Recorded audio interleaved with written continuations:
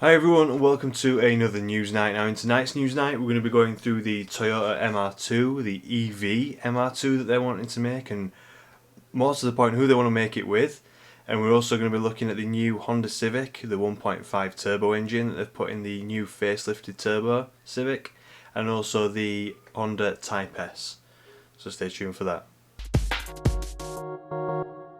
So hi everyone. In today's news night, as I say, we're going to be covering the new Toyota MR2. Now, the new Toyota MR2, it's already been confirmed basically that it's going to be an EV. So that's something that we're all looking forward to. It's going to be like the original Tesla Roadster that was based on the Lotus Elise, remade, rebadged. Hopefully it's going to be cheaper because it's a Toyota. Hopefully it's going to be more mass produced, perhaps, you know, more worldwide initially. That's what I'm thinking as far as mass production goes, because the Tesla Roadster obviously was very few and far between, although they did try and make it as world spread as possible. The pure EV factor and how early that car was in the grand scheme of things as far as electric vehicles go made it very Marmite as far as people wanting to buy it. You know, you had to fully commit to the all-electric life, and basically all you could do was charge it at home. Whereas now there's a lot more facilities in place, there's a lot more going on as far as electrical charging stations, electric vehicle charging, stuff like that. Fast charging as well has made it a bit more convenient. So that's why Toyota are leaning towards that, as well as the benefits now of the infrastructure, and it's now the time, if you like, for me. It's the time for electric sports cars to start being made because of that infrastructure being put in place. It's also good for the emissions targets, especially here in Europe, although we might not be, still be in Europe, but we might not be part of the European Union that dictates these laws soon. Anyway, Brexit. In relation to the European laws, if you like, for emissions, the quantity of vehicles sold have to meet like deadlines and targets, and the emissions for the entire vehicle range sold, so that's vehicles actually sold to the public and on the road and registered, that emissions average has to reach set targets year on year, things like that. But anyway, the EV I think is a very good move for Toyota. It's something that Toyota I think will thrive with if they do a MR2 in an EV style car. It'll be a bit of a shame because the last MR2 was such a weapon on track. Danny DC2 obviously has shown that, but prior to Danny DC2 doing it, I'm sure he watches these videos, I'm sure that's where he's got the idea from. There's been the hot version, Toge challenge and stuff like that in Japan, where I think it's Spirit MRS, the Spirit MRS I think it is. That vehicle's been modified, it's running the 2ZZ engine, so not quite a K20, although the K20 is a good swap now for those cars. And it's running the 2ZZ from the Corolla T-Sport / Celica T-Sport, and that is an absolute weapon when it's tuned, and it's been dominating everything as that Spirit's MRS. So it's up there with like S2000s and the RX-7 as far as performance goes. Once it's been modified, that chassis is very capable. And now the GT86 is sort of coming up to it as well. That chassis is a very capable chassis on Toge and also on Time Attack. But who they want to make the MR2 with gives me some hope that the chassis is going to be just as good, if not better. Toyota have done a brilliant job so far with all their sports models, to be honest. Even the collaboration with BMW, I feel like I'm eating my words a little bit now, but even the collaboration with BMW has proven very fruitful. All the electrical plugs and switches and stuff like that in the car are all like modular almost. They're very easy to pull apart. Everything's been made in like a modular fashion on the chassis, so it's very easy to dismantle and replace things. And TJ Hunt, I know, found that out when he was doing an exhaust, and it took literally like half an hour to change a downpipe and swap it out for a catalyst one I think he's got now, and he's done that, a remap, boom, 100 horsepower. Can't get much better than that, you know. So I do think the partnership will better them, and who they're wanting to partner with is Porsche. Porsche make amazing chassis as well, as you know. Adam LZ's got the GT3 RS, I believe, and that's an amazing car, an amazing chassis, especially when you think about how that chassis is laid out. All the weight is at the back, and your turning is at the front, obviously, and it's like a pendulum if you think about it in that sense. It's very hard to make a car that's rear-engined, rear-wheel drive handle well and drive well. Just physics just dictate that. It's just very difficult to make that happen. although they've been able to draw all the benefits from that chassis layout out of their particular cars.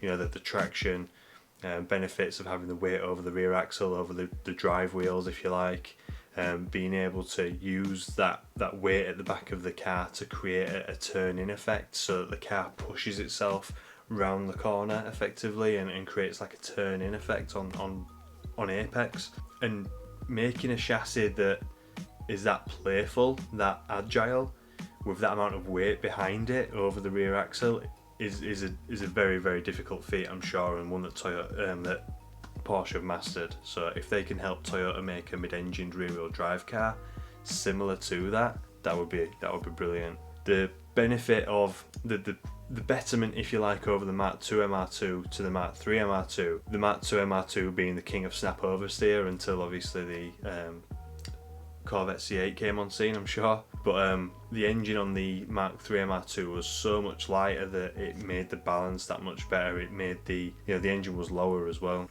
and it was just a better thought out car as far as centre of gravity and overall weight is concerned. So hopefully Porsche do well with Toyota on that one. Hopefully the collaboration that they have, if they do it, it's just Toyota saying that they want to.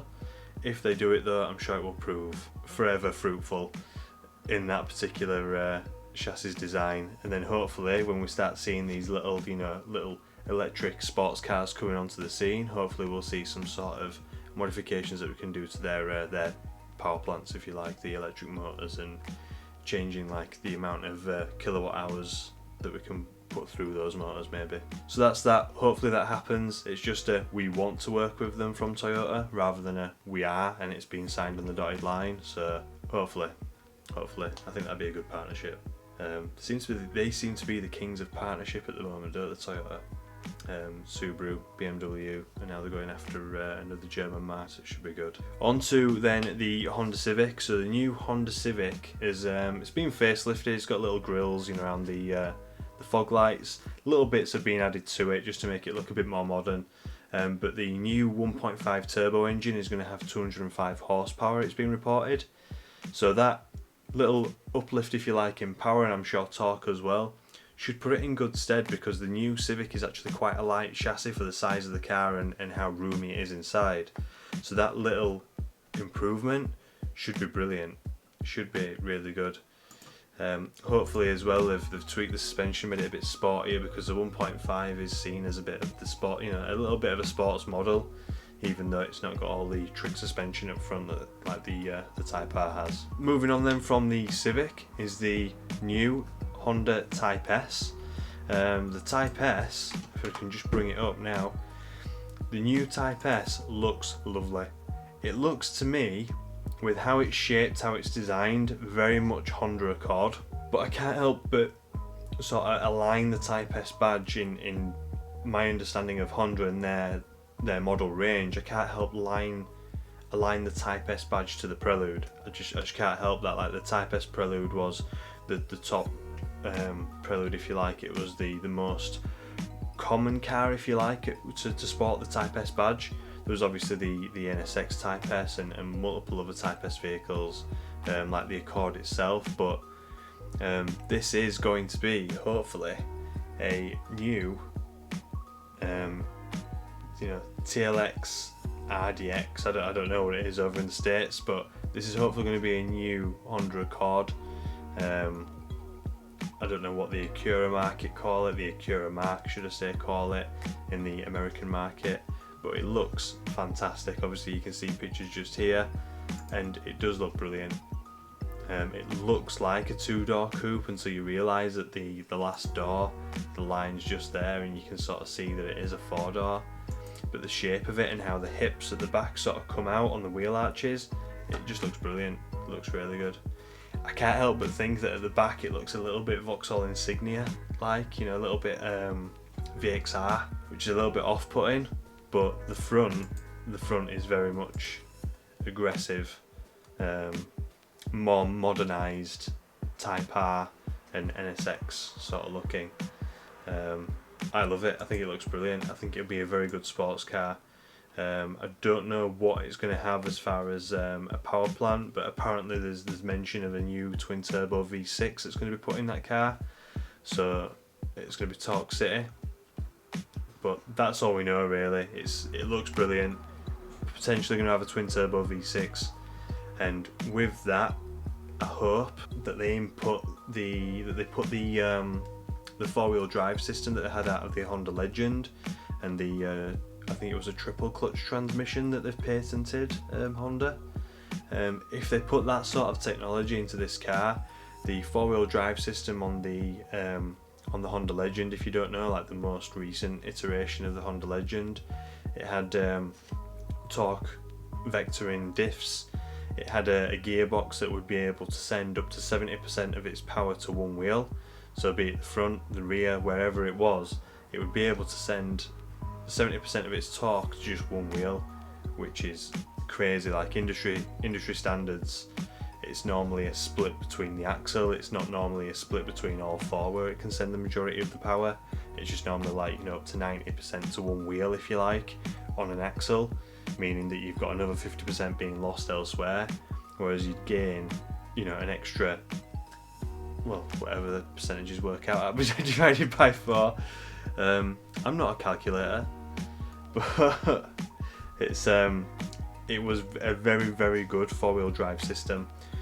If they were to put that 4-wheel drive system into something sportier, a little bit lighter perhaps, even though that 4-wheel drive system was so heavy, and then pair it up with a twin turbo V6, I'd love to see 400 horsepower in something like that, like a 4-door sedan, and something that can compete with, you know, the German sedans, the German saloons, the German coupes, and something that, in my opinion, this looks as good, if not better, than a lot of German marques. But yeah, fingers crossed we'll see that as a Honda badged car over here, you know, the new Accord perhaps, and hopefully they take that leap of faith that we'll want something that's styled that aggressively, so they keep that sort of prototype front end and rear end and keep that sort of that styling, because it does look brilliant.